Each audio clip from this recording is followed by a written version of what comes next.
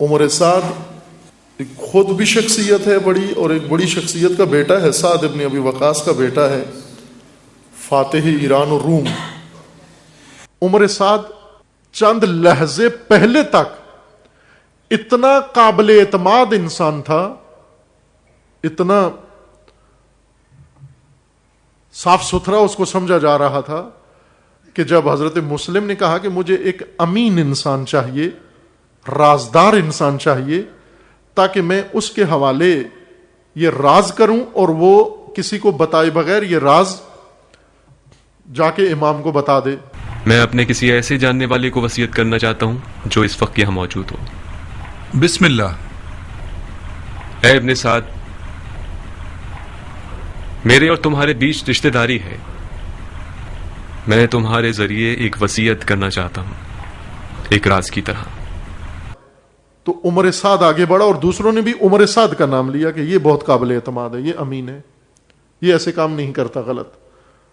بلکہ عبید اللہ کو روک رہا تھا تھوڑی دیر پہلے تک، عبید اللہ کو کہہ رہا تھا کہ ٹھیک ہے، تو آیا ہے، یزید نے تجھے بھیجا ہے یہاں پر کوفہ کے حالات ٹھیک کرنے کے لیے، تو بے شک ٹھیک کر، لیکن ساتھ خیال رکھ، یہ حرمت رسول اللہ کا بھی خیال رکھ، اس خاندان کا بھی خیال رکھ، اور اتنی سختی نہ کر۔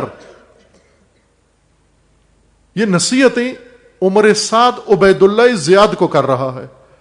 عبید اللہ زیاد نے بڑی معنی خیز نگاہوں سے عمر سعد کو دیکھا، چونکہ عبید اللہ زیرک تھا اور اس خواص کے اس اہم رکن کی کمزوری سمجھتا تھا اندر سے۔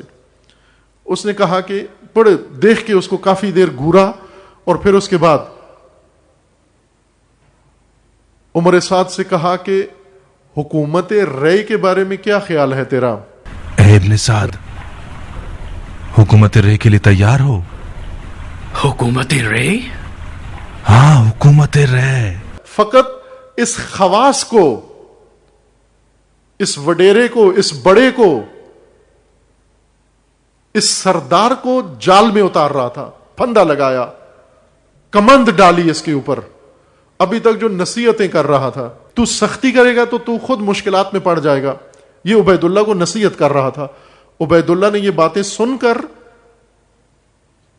ہاں نہ نہیں کی، تھوڑی دیر وقفہ کر کے، اور کہا کہ حکومت رے کے بارے میں کیا خیال ہے، تیرا نام پیش کیا ہے۔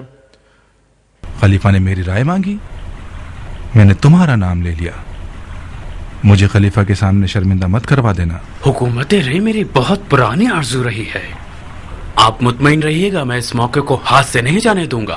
کہ رے کی حکومت اگر مل جائے، کہا بتا کیا کرنا ہے، ہر کام کرنے کے لیے تیار ہوں۔ کہا وہی جس سے مجھے روک رہا ہے وہ تجھے کرنا ہے۔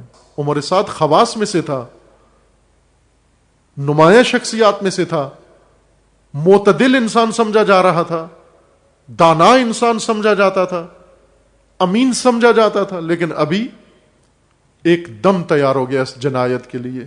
عمر سعد نے سب سے پہلے صبح عاشور لشکر کے بڑوں کو جمع کیا اور کہا گواہی دینا، سب سے پہلا تیر میں نے پھینکا ہے۔ گواہی دی لوگوں نے کہ سب سے پہلا تیر اس نے پھینکا ہے۔